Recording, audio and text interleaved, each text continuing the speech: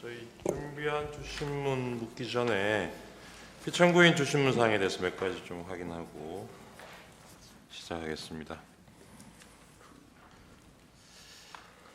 증인 이번에 계엄 이후에 2차 탄핵 소추안 발의 이후에 사임하셨잖아요. 그렇습니다. 네.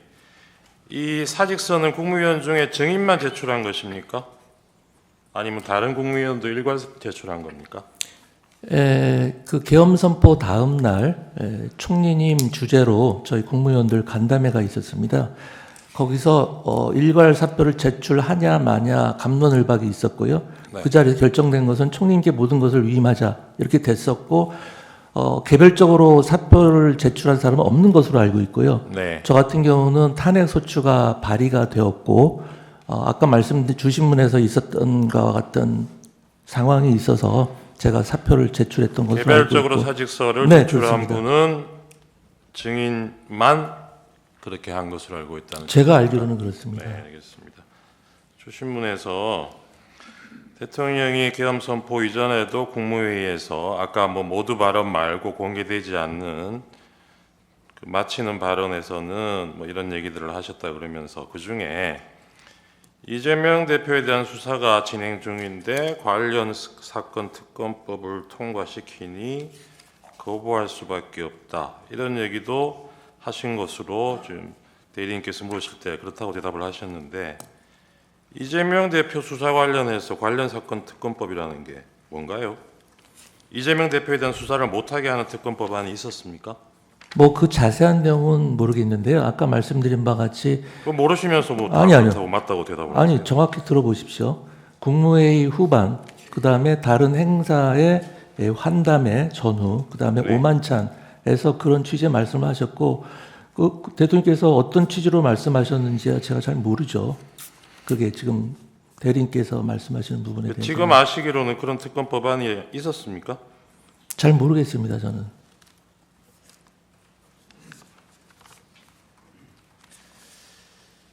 증인 도착하셨을 때 국방부 장관이 있었고 법무부 장관 미리 와 있었죠. 그렇습니다. 그리고 국무총리도 와 있었고요. 네. 그 한 7명 정도 모인 상태였던 것 같은데 그때가 한 8시 40분? 아마 8시 40분 조금 지난 시간이었을 겁니다. 이 7명이 증인도 마찬가지 증인 포함해서요. 이 7명이 이날 국무회의를 한다고 알고 온 사람이 있었습니까? 다른 분은 잘 모르겠고요. 네. 저는 국무회의를 한다고 간 것은 아닙니다. 그렇죠. 네. 그리고 여기서 뭐 이 단계에서 이 시점에서 다른 국무위원들 마저 도착할 때까지 국무회의 정족수 채우기 위해서 그거 기다리고 있던 상황도 아니죠. 맨 처음에 대통령 집무실에 모였을 때는 그렇습니다. 그렇죠. 네. 그 나중에 국무총리가 한덕수 총리가 이거는 뭐 누군지는 모르겠지만 국무회의 거쳐야 되는 거 아니냐는 얘기가 나와서 그때 나머지 국무위원들 부르기 시작한 거고 그 이전 상황에서는 이거 국무회의 전제로 뭐 다른 국무위원들 기다리고 있거나 이런 상황은 아니었던 거죠. 제 기억은 그랬던 것 같습니다. 국무회의를 해야 국무회의 심의를 거쳐야 된다. 누군가 네, 얘기를 네, 했고 그래서 우리가 총리님한테 총리님 들어가서 대통령께 한번 여쭤보시죠. 알겠습니다. 뭐 그렇게 됐던 것 같습니다. 증인 도착해서 보니까 그때 밤 10시에 22시에 계엄 선포 대국민 담화를 한다는 계획이었다는 거 확인하셨을 거 아닙니까? 네, 그렇습니다. 근데 증인이 도착하신 게 8시 40분 좀 넘었고 네, 그 당시에는 7명 정도만 모였고 네, 나머지 국무위원들 부르기 시작한 거는 제가 기록상 보니까 9시 20분 이후인 것 같아요. 그 최상목 부총리가 그 뒤에 제일 먼저 도착한 사람 같은데 거기도 전화 받은 게 9시 35분이라 그래요. 뭐 그런 내용은 제가 자세히 잘 그러니까요. 모릅니다. 이 처음에 대국민 담화를 10시로 잡았을 때는 그 전에 국무회의를 거친다 이런 계획은 없었던 걸로 봐야 되겠죠. 그건 제가 모르겠습니다. 대통령께서 시간상으로 그렇다는 겁니다. 네, 어떤 생각을 갖고 계셨는지 알 수가 없습니다. 네.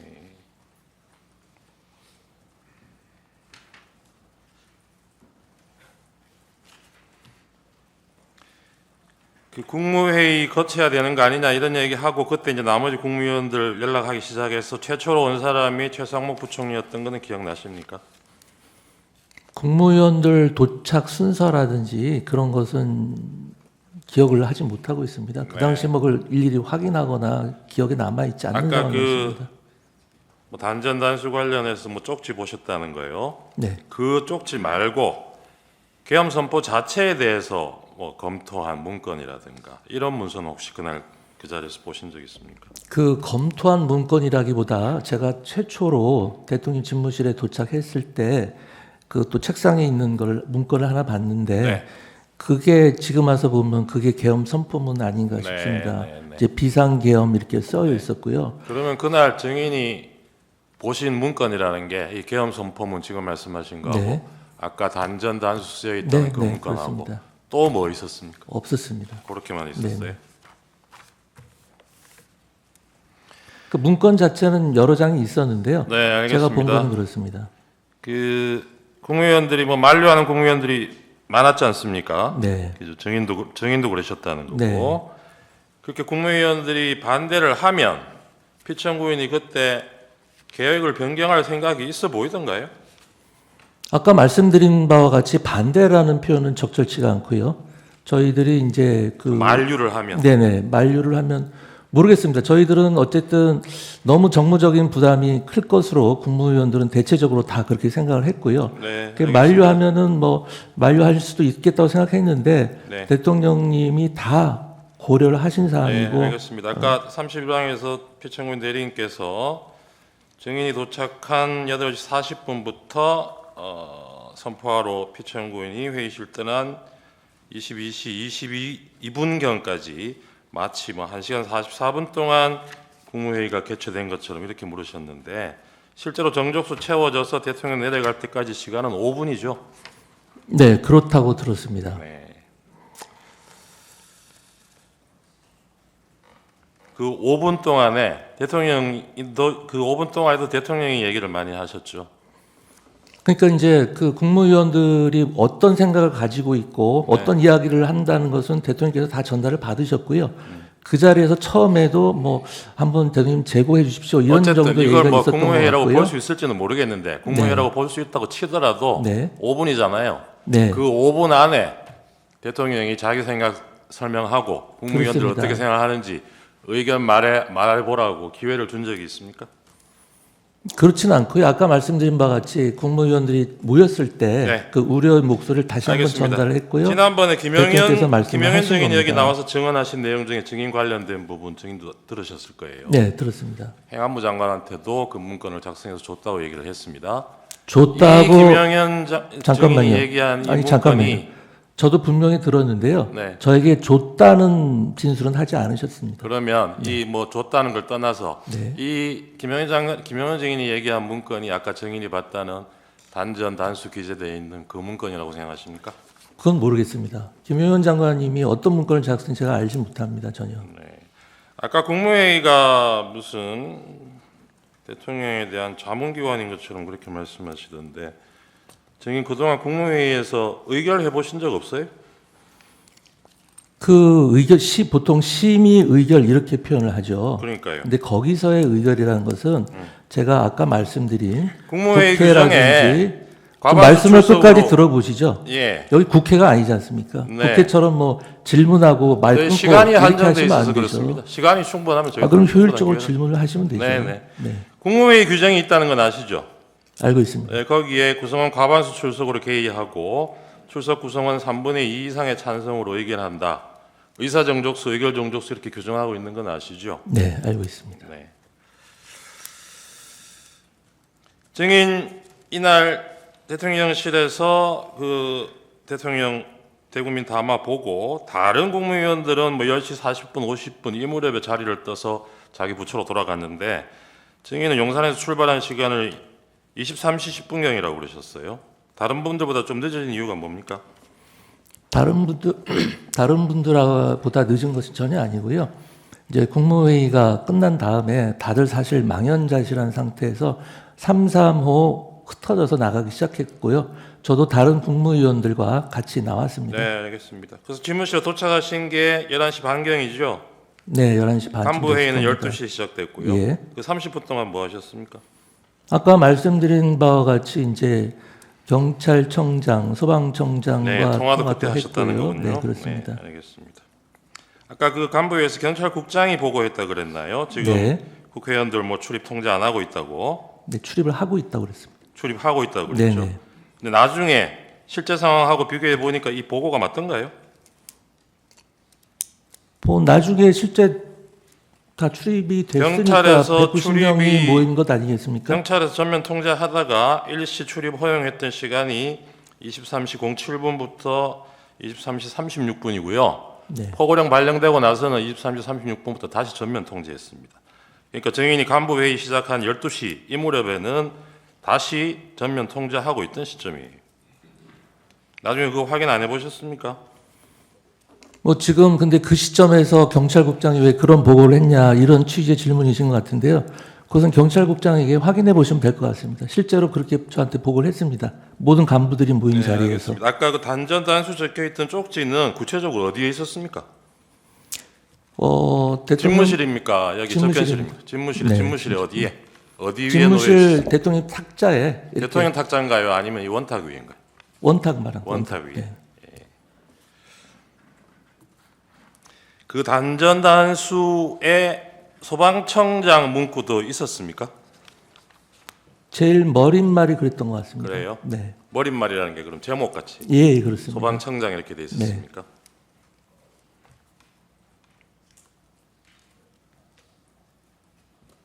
아까 저 표창구인 대리인 물으실 때는 이게 대통령이 이런 관련 지시를 했으면 2시간이나 있다가 이 소방청장한테 전화를 했겠느냐 그랬는데 실제로 전화한 시간은 계엄 선포되고 1시간 정도 뒤죠.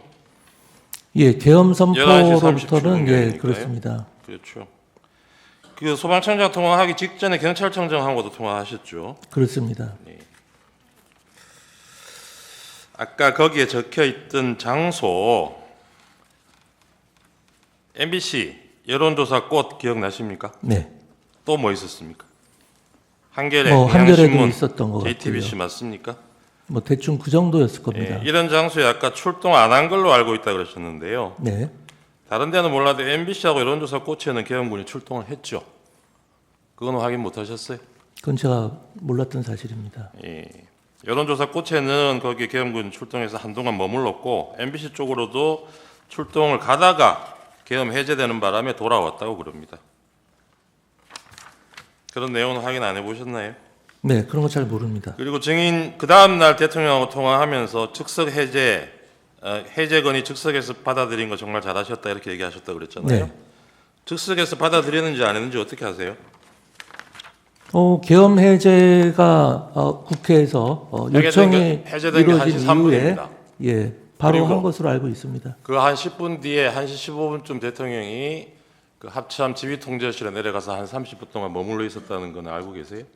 뭐 그런 내용에 대해서 자세히 잘 모릅니다. 거기서 무슨 얘기 했는지는 혹시 나중에 들으신 얘기 없습니까? 모릅니다. 네네. 이상입니다. 준비한 반대십니다. 주신문. 네. 21항을 좀 먼저 묻겠습니다. 아까 주신문에서 피청구인에 대한 공소장의 내용을 대강을 알고 계신 것 같아요. 보신 적이 있으세요? 다 보진 않고요. 제가 관계된 부분만 봤습니다. 예, 제가 다시 한번 읽어볼게요. 증인과 관련된 부분입니다.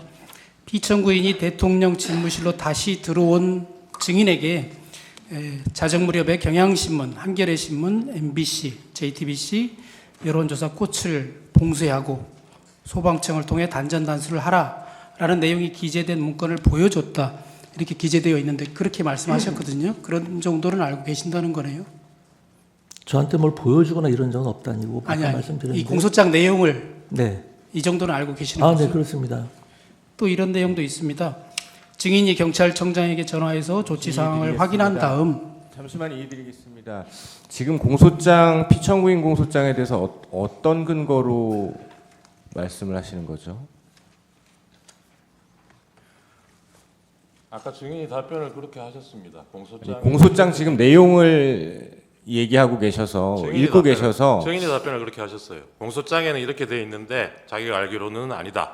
이렇게 답변을 근데 하셨습니다. 지금 공소장 내용을 그대로 읽으시듯이 하고 계셔서 그걸 어디서 입수해서 어떤 근거로 지금 말씀하시는 건지 여쭙겠습니다. 공소장은 저희가 서정으로도 냈고요. 피청구인은 그 공소장 내용 모르세요, 대리님께서는? 저희는 알고 있습니다만 네. 몇 호증으로 내셨나요? 저희가 오늘 서정으로 냈습니다. 증거인부 안 했습니다. 제가 제시하지는 않았습니다. 네, 공소장 언급은 좀 피하면서 하시죠. 네. 예. 예, 알겠습니다. 그래서 증인은 12월 3일 날 밤 11시 34분경에 경찰청장 조지호와 통화한 사실이 있는데 그런 사실은 있지요? 네, 그렇습니다. 그리고 그 직전에 포고령이 선포된 것도 혹시 알고 계신가요?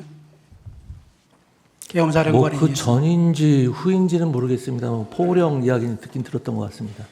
또 3분 뒤에 밤 11시 37분경에 소방청장 허석권에게도 전화했는데 네, 그런 사실은 있고요. 네, 그렇습니다. 그다음에 오늘 처음 얘기하신 거거든요. 네, 그 문건에 단전 단수, 소방청장 이런 내용은 기억이 난다. 네, 네. 오늘 처음 말씀하신 거라서 그러면 그 소방청장이나 다른 뭐 경찰청장 이런 문건들이 있었다는 건가요? 제목으로 적혀 있는?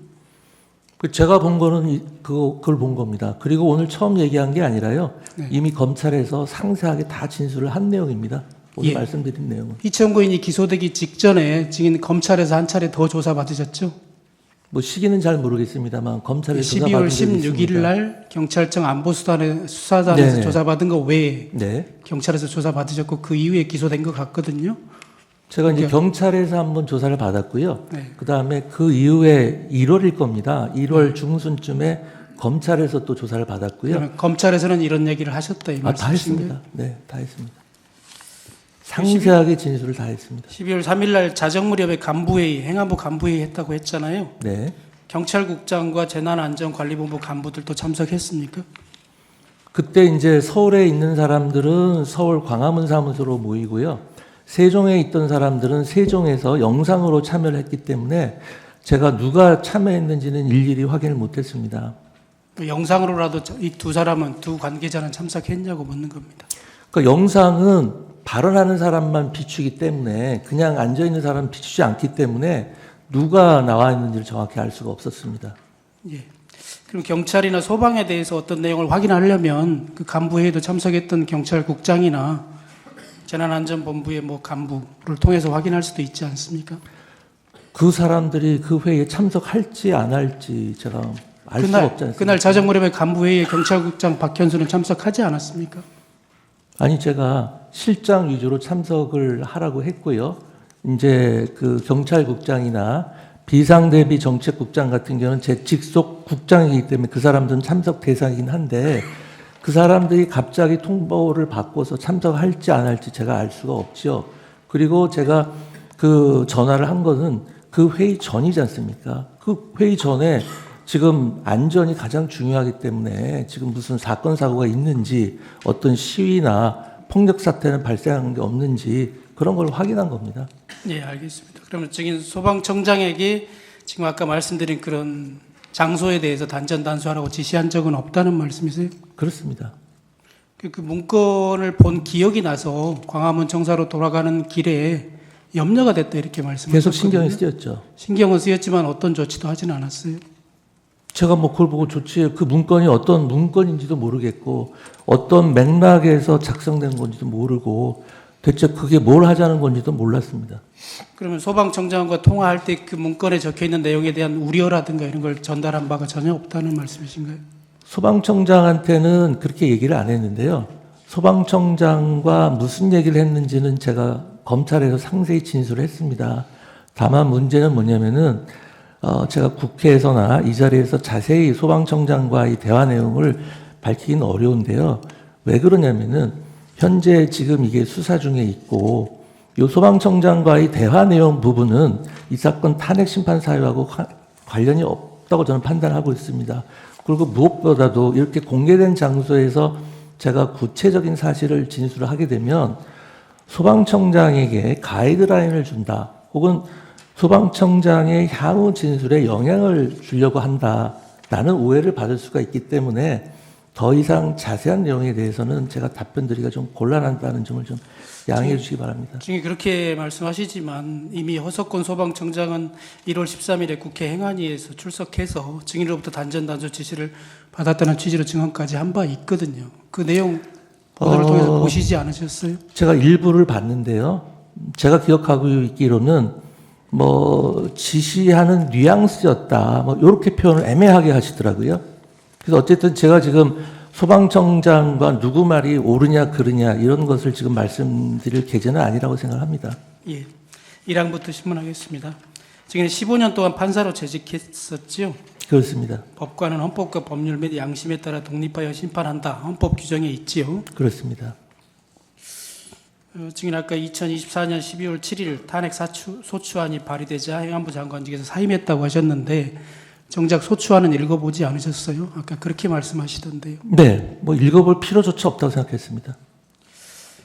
정부 조직법에 따르면 행안부 장관은 국무회의의 서무, 선거의 지원, 안전과 재난에 관한 정책의 수립 등의 사무를 관장하지요. 네, 뭐 재난을 빼고 나머지 두 개는 굉장히 마이너한 업무고요. 주요한 업무는 정부 조직과 인원, 디지털 정부, 지방자치 업무, 지방자치 재정 그런 업무들이 주요한 업무고요. 그밖에 뭐 상훈이라든지 문서 관리 업무라든지 각종 의전이라든지 각종 국경일 행사라든지 정말 중요한 업무를 많이 수행하고 있습니다. 예. 행안부 소속 외청으로 경찰청과 소방청이 있죠. 네, 행안부 안에도 경찰국과 재난안전관리본부가 설치되어 있죠. 그렇습니다. 국무회의 서무 업무 네, 또 행안부 업무인데 네. 행안부 의정관실의 의정 담당관이 국무회의 간사를 맡아서 사회를 보죠. 의사록 작성하고 하는 업무를 하지요. 그렇습니다. 그 업무도 당연히 장관인 증인의 책임이겠고요. 당연하죠. 행정안전부에서 이루어지는 모든 일에서는 장관이 법적, 도의적, 정치적 책임을 다 집니다.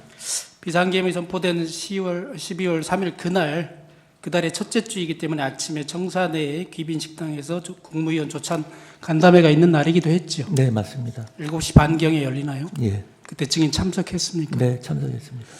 농림축산식품부 장관 송미령 그날 같이 울산에 가신 분이죠. 네, 네. 증인과 국방부 장관 김영현을 조찬 간담회에서 보지 못했다고 하던데요. 참석한 거 맞습니까? 제가 그날 그 좌석의 정중앙에 기재부 장관 맞은편에 앉았었어요. 예. 그래서 국무회의가 끝난 10시 반 이후에 국방부 장관 김영현이 증인에게 보자고 해서 증인의 집무실로 가서 만난 적이 있죠. 네, 맞습니다. 당시 김영현이 증인에게 대통령께서 오늘 밤 9시쯤 들어오라고 한다. 이렇게 말했다고 했는데 맞습니까? 네, 근데 정확한 워딩은 오늘 9시쯤 들어오라고 하시던데 이런 정도의 워딩이었으니까 확정적인 건 아니었고요. 그것도 이제 자리에서 일어나시면서 그냥 참고하라는 취지로 툭 던지듯이 말씀을 하셨습니다. 대통령께서 들어오라고 하는 얘기를 애매하게 얘기했다 이런 취지세요? 그러니까 그게 뭐 확정된 것처럼 말씀은 안 하셨습니다. 그러니까 들어오라고 그렇게 찾으시는 하던데- 것 같던데 전화를 네, 해보라 뭐 이런 그런 내용이었어요. 어감이었습니다. 네? 전화를 해서 확인을 해봐라. 그런 말씀 안 하셨습니다. 전화해서 확인하진 않았죠. 네, 그럼요. 네. 그날 증인의 일정을 보면 농축산 장관 송미령과 함께 울산에서 개최되는 김장 행사에 참석하기로 되어 있었고요. 네, 그 이후에는 울산시청에서 중앙지방정책협의회에 참석하고 저녁 만찬까지 하기로 이미 예. 오래전부터 예정돼 있었죠. 예, 맞습니다. 증인 그 경찰 조사에서 이렇게 말씀하셨더라고요. 지금까지 대통령이 부르는 이유를 한 번도 되묻지 않았고 부르면 가는 거지 이유를 묻지 않는다 이런 취지로 진술한 바 있거든요. 예, 맞습니까? 예, 맞습니다. 장관은 대통령의 부하이기 때문에 대통령이 부르면 무조건 가야 된다고 증인 생각하는 겁니까? 대통령과 국무위원의 관계를 부하라고 말씀하시는 것은 대단히 부적절한 표현인 것 같습니다.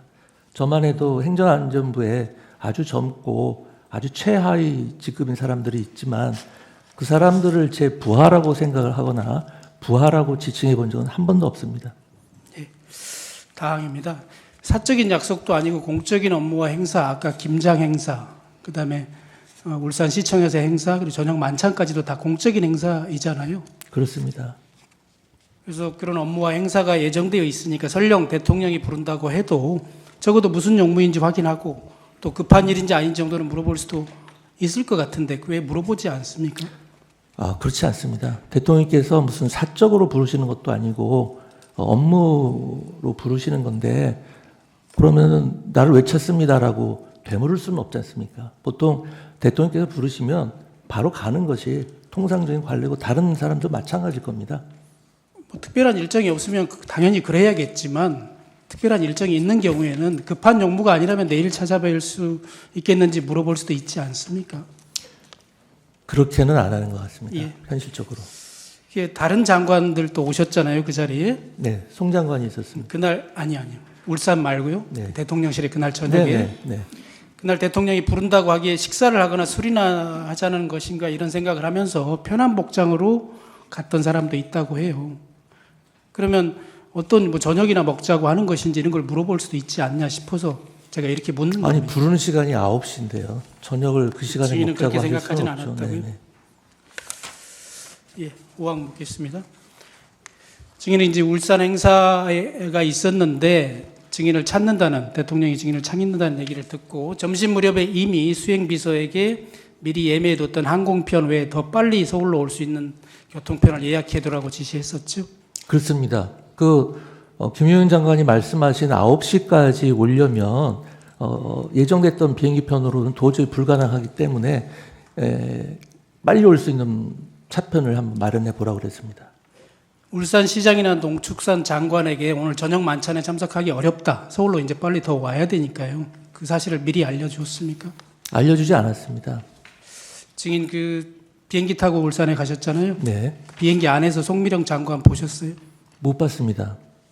다만 이제 그 안내하는 그 공항 직원이 송미령 장관도 같은 비행기 편으로 가십니다라는 얘기를 해줬는데 막상 비행기 안에서는 저는 못 봤습니다. 아니 그러면 그런 얘기까지 들으셨으면 송미령 장관에게는 오늘 더더군다나 송미령 장관은 행안부 행사에 증인이 장관을 초청한 행사 아니었습니까? 김장 행사. 김장 행사는 같이 하는 것이었고요. 예. 네, 거기까지 오신 김에 부단체장들이 전국의 부단체장들이 모이는 자리니까 오셔서 말씀도 좀 하고 그러시라고 제가 오시라고 한 거죠. 중앙지방청장. 그래서 제가 이렇게 묻는 겁니다. 네. 그럼 비행기에서 그 말씀을 들으셨으면 네. 송미령 장관에게 오늘 내가 먼저 올라와야 되니까 나는 만찬에 참석하기 힘들다라고 알려줬음직도 하거든요. 근데 그렇게 알려주지 않았다는 거잖아요. 기본적으로 아까 말씀드렸다시피 제가 대통령님을 뵙는 일정이 확정적이라고 저는 생각을 안 했습니다. 부르실 가능성이 있다는 상태였고요. 그래서 제가 서울에 올라오는 게 비행기로 예정대로 올지 좀 일찍 끊어놓은 기차로 올지 확정이 되지 않은 상태였고 그다음에 송미령 장관님하고는 이렇게 행사를 하면서 같이 있기는 했는데요. 움직이는 차량도 달랐고 둘이 따로 이야기할 시간이 전혀 없었습니다. 아직까지는 확정되지 않았다고 그렇게 말씀하시지만 증인 KTX 타고 올라오는 도중에 저녁 6시 11분경에 김용현 장관의 전화를 받았지요. 네네. 그 전에 그러면 오늘 9시에 들어와야 된다라는 확정적인 연락을 받은 게 있으시다는 말씀이세요? 아니요, 아까 말씀드렸죠. 9시는 그냥 들어오라고 하시던데 이런 뉘앙스였습니다. 그러니까요. 예. 미리 근데- 앞당겨서 올라가는 것은 이미 확정됐잖아요. 증인 생각에. 아니, 출발할 때까지 확정 안 했습니다. 제가 갈지 말지를 정하지 못하고. 그렇습니다. 계속 남아 있었습니다. 결국 어째- 최대한까지 기다리다가 대통령실에서 뭐 가부간에 연락이 오면 가장 좋고 5시가 되니까 제 수행비서가 올라가시려면은 이때 안 올라가면은 못 올라갑니다라고 계속 재촉을 해가지고 부르실지 안 부르실지 확정은 안 됐지만 그럼 일단 올라가서 기다리는 게 맞겠다 싶어서 올라간 겁니다. 울산에 있어서는 이제 계속 있게 되면 올라오라고 해도 올라가는데 서너 시간이 걸리기 때문에 예. 울산시청에서 열린 중앙지방정책협의회가 개최되고 나서 증인 인사말 하시고 네, 이제 그 무렵에 이석해서 올라오셨잖아요. 아닙니다. 회의 거의 마친 상태였습니다. 아, 그러신가요? 네. 어쨌든 그 무렵에 이제 송미령 장관에게 증인에게 행안부 차관보가 알려줬다고 하거든요. 이렇게 송미령 장관에게 내가 먼저 올라가야 된다라고 알려준 거는 그 시점은 맞지요? 그 우리 직원이 뭐라고 얘기했는지 모르는데요. 아마 확정적으로 얘기는 못했을 겁니다. 제가 아까도 말씀드렸듯이 계속 유동적인 상태였기 때문에 제가 올라가야겠다라고 결심한 게 5시였기 때문에 그 이전에 얘기를 들었다면은 그렇게 확정적으로 얘기를 하지는 않았을 겁니다. 대통령께서 부르신다는 얘기를 해줬나요? 송미령 장관에게? 송미령 장관한테 아까 이야기할 기회도 없었고 기회가 있었다 하더라도 그런 이야기는 안 합니다. 아니요, 장관에게 증인이 직접 얘기했는지를 묻는 게 아니고요. 이제 먼저 떠나야 된다라고 일러줬잖아요. 그때 대통령실에서 제가 부르니까. 일러주지 않았다니까요. 떠나야 된다는 얘기를 제가 한 적이 없습니다. 송미령 장관. 차관보가 그러면 증인이 시키지 않은 걸 알려줬다는 겁니까? 네, 저 시킨 적 없습니다. 그래요? 네. 저희 KTX 열차 타고 오는 중에 김용현 장관의 증인 비아폰으로 전화를 받았죠. 아니 일반 전화로 받았지요. 네. 그래서 비화폰으로 전화를 다시 하라고 했다고 해서 전화를 했다고 했죠. 그게 이제 전화를 받았더니 네. 그 김용현 장관님이 혹시 비화폰, 그러니까 저는 보안폰이라고 표현하는데 보안폰 지금 가지고 있냐라고 물어보시더라고요. 근데 저는 보안폰을 사용하지 않습니다. 그래서 제 옆자리에 앉아 있는 제 수행비서에게 혹시 지금 보안폰 가지고 있냐 물어봤더니 마침 가지고 있다고 그러더라고요. 그래서 보안폰이 있다고 합니다라고 얘기를 했더니 그러면은 보안폰으로 다시 자기에게 전화해 달라고 하시더라고요. 예, 그렇게 된 그래서 겁니다. 다시 통화했을 때 김영현 장관이 뭐라고 하던가요? 어디 계시냐 이렇게 물어보시더라고요. 그래서 울산에 행사가 있어서 울산 행사하고 서울로 올라가는 길입니다. 이렇게 답변했습니다. KTX 안에서 아직 서울역에 도착하기 전에 7시 40분경에 또다시 전화가 왔었다고도 했는데 맞습니까? 예, 맞습니다. 그 내용은 또 무슨 내용이었습니까? 아까 그 6시 11분경에 전화해서 제가 다시 보안폰으로 전화했을 때 기차 아니라고 그랬더니 그럼 언제쯤 도착하냐고 물어보시더라고요. 그래서 서울역 기준으로 서울역에 한 8시 조금 넘어서 도착하는 기차입니다. 그랬더니 그럼 알겠다. 그러고서 그냥 끊으셨습니다. 그러고 나서 서울역 도착하기 한 2, 30분 전 7시 아까 40몇 분인가요? 그때 다시 전화하셔서 도착했냐? 그래서 아직 도착 못했습니다. 그랬더니 그럼 도착하는 대로 용산으로 들어와라. 이렇게 말씀을 하셨습니다. 예, 알겠습니다. 그렇게 다시 재촉하는 전화가 온 것은 왔을 때는 김영현 장관이 대통령이 재촉한다, 빨리 들어오라고 재촉한다 이렇게 말하지 않았나요? 재촉하는 전화라니 무슨 말씀이시죠? 뭘 재촉하죠? 다시 7시 40분에 또 전화가 와서 네. 어디쯤 왔냐 빨리 들어오라고 했다면서요. 빨리 들어온 이야기는 하지 않았습니다. 그리고 재촉하는 전화도 아니었습니다. 언제 오느냐라고 그냥 다시 물었다는 그렇습니다. 겁니까? 네네. 도착하면 용산으로 들어와라 그렇게 얘기를 했습니다. 예, 7항은 다 생략하겠습니다. 8항입니다. 그래서 등이 도착해서 8시 40분쯤에 도착했다고 말씀하셨는데 도착했더니 피청구인과 함께 국방부 장관 김영현이 있었고 법무부 장관 박성재가 증인보다 먼저 와 있었다. 네, 이렇게 진술하셨는데 맞죠? 네 맞습니다. 순서 아까 잘 기억 못 하신다고 그랬는데 증인이 조사받을 때는 이렇게 말씀하셨어요. 이어서 국무총리 한덕수와 통일부 장관 김영호가 접견실에 있다가 들어왔고 외교부 장관 조태열과 국정원장 조태영이 뒤이어서 들어왔다 이런 식으로 네, 제가 진술하셨는데 기억하는 순서가 그대로입니다. 맞는 것 같습니까? 네, 제가 기억은 그렇게 하고 있습니다. 그러면 그 당시에 집무실에 있었던 사람은 피청구인을 제외하고는 국방부 장관, 법무부 장관, 총리, 통일부 장관, 외교부 장관, 국정원장, 증인 7명 정도였겠네요. 네, 그리고 부속실 직원들도 왔다 갔다 하고 그랬던 것 같습니다. 나중에 확인된 사실이긴 한데요. 그 7명은 모두 피청구인이 직접 개별적으로 각각 전화해서 들어오라고 한 사람들로 밝혀졌거든요. 그 내용을 혹시 증인 그때 알고 있었어요? 전혀 몰랐습니다. 그때 피청구인이나 아니면 김영현 장관이 그렇게 개별적으로 연락해서 오라고 했다라는 언급을 하지는 않았습니까? 네, 그런 언급 전혀 그런 없었습니다. 언급은 네. 없었습니까? 방금 말씀드린 것처럼 그분들은 다 9시 이전에 도착한 사람들이거든요. 증인도 8시 40분쯤에 도착했고요. 네, 그리고 피청구인이 직접 전화해서 들어오라고 했던 사람들이고 그 7명인데 그중에 국정원장은 국무위원이 아니죠. 네, 그렇다면 6명 6명밖에 없는데 처음부터 그럼 피청구인 아예 국무회의를 열 생각이 있었던 것은 아닌 것 같아요. 그건 저 모르겠습니다. 그런데 이제 증인도 아까 얘기했다시피 그 뒤에 국무총리인지 누군지는 정확하지는 않지만 누군가 국무회의 심의를 거쳐야 된다고 말을 해서 네, 그때부터 아마 부속실이나 이런 데서 연락을 했던 것 같거든요. 그 자세한 경위는 누가 연락했는지도 모르겠고요. 대통령께서 그때 어떤 생각을 갖고 계셨는지는 더더욱 제가 알 수가 없었습니다. 그때 집무실에서 피청구인이 했던 말 뭐 다 기억은 못 하시고 주신문상에서 몇 가지 나왔는데 혹시 이런 말도 들었나요? 이거는 비상계엄을 선포해야겠다라고 얘기하면서 이거는 비서실장도 수석들도 모른다. 네, 심지어 우리 와이프도 모른다. 와이프가 알면 화를 낼 것이다. 이런 말을 분명히 했습니까? 네, 분명히 하셨습니다. 예, 10항을 묻겠습니다. 당시에 집무실이나 접견실에서 피청구인이 왔다 갔다 하면서 여러 번 이제 얘기를 했다고 아까 말씀하신 것 같은데 계엄을 선포할 수밖에 없다면서 여러 가지 이유를 말을 한 거잖아요. 네. 그 중에 부정선거, 뭐 선관위 이런 언급은 그때는 없었죠. 제 기억에는 별로 없는데 그 부정선거, 아니, 공정선거의 중요성은 늘 항상 많이 수시로 강조하셨었습니다. 그날은 제가 들은 기억은 잘 없는 것 같습니다. 네. 밤 10시에 KBS에서 생방송으로 비상계엄 담화를 하기로 되어 있다. 이런 말도 분명히 들었습니까? 들은 것 같습니다. KBS가 있었는지 없었는지 모르겠지만 어쨌든 방송한다는 말씀을 하셨습니다. 예.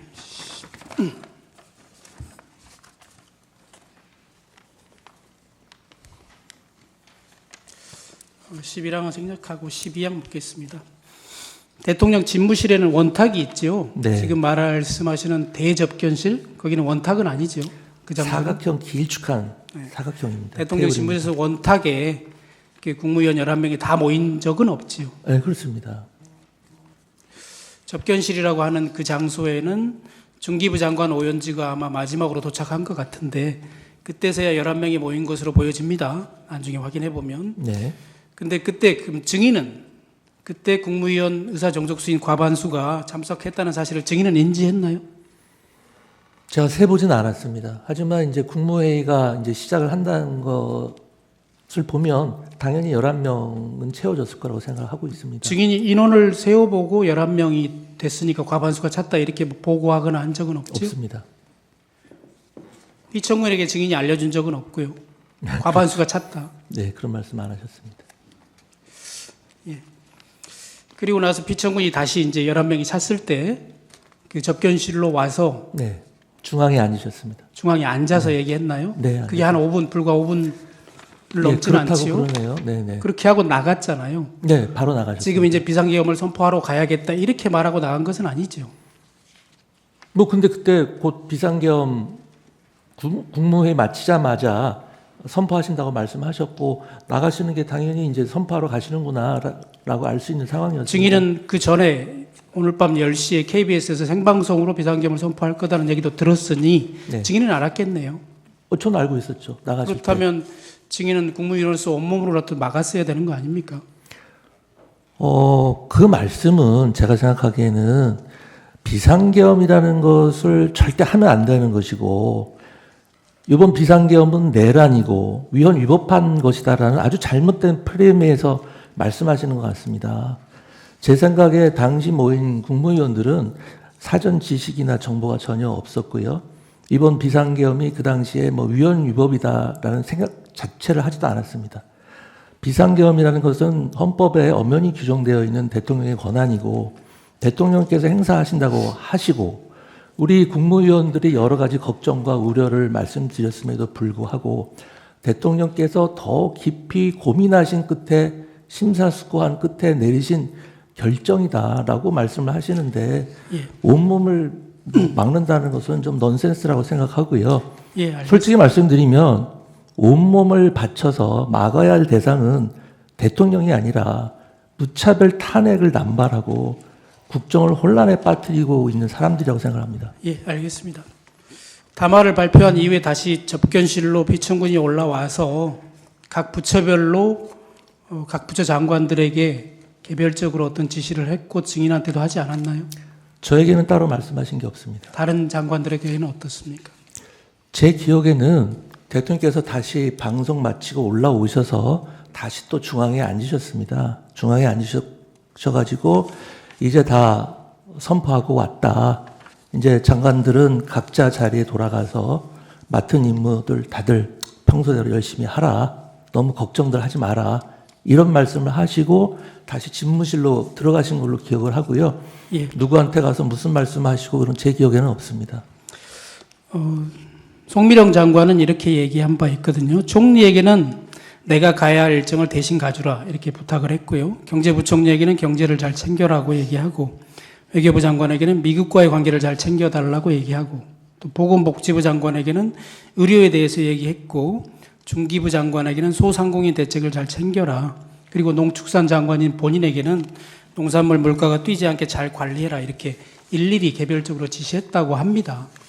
증인이 그런 내용을 들은 적 없어요? 뭐 송 장관님이 그 경황에 어떻게 그렇게 정확하게 기억하고 계신지는 모르겠습니다만 저의 경우 제 기억과는 좀 다르고요. 대통령께서 그 당시 저에게는 그런 말씀을 일처 없으셨습니다. 예. 14항을 생략하겠습니다. 15항도 생략하겠습니다. 16항입니다. 증인은 11시 10분경에 대통령실을 나와서 11시 반경에 광화문 정사 증인의 장관 집무실로 갔고 12시 자정 무렵에 행안부 간부회의를 했고요. 1시 15분경에 집에 도착했다 이렇게 진술했는데 맞습니까? 네, 맞습니다. 다른 국무위원들은 대부분 10시 40분에서 50분 사이에 대통령실에서 접견실에서 나간 것 같아요. 증인은 계엄선포 후에도 한 3, 40분 정도 더 그 자리에 있었네요. 네, 그런데 아까 다른 대리인이 말씀하셨는데 저도 비슷한 시기에 나왔습니다. 네. 그러면 다시 이제 그 계엄선포 이후에 다시 담화 발표하고 올라왔을 때 다시 증인이 비청구인을 집무실로 들어가서 단독으로는 혹은 접견실이 아닌 곳에서 만나긴 했습니까? 그런 적은 전혀 없고요. 당시 저는 유일하게 대통령을 따로 뵌 게 그 다른 국무위원들이 좀 들어가서 말씀 좀 해봐라 했을 때 잠깐 한 1, 2분도 안 됐을 겁니다. 그때 따로 뵌 거 말고는 그거는 전에 그렇다는 거죠. 그렇죠. 선포 전에. 국무위원들하고 처음부터 끝까지 계속 같이 있었기 때문에 대통령님을 따로 뵐 수 있는 시간이 전혀 없었습니다.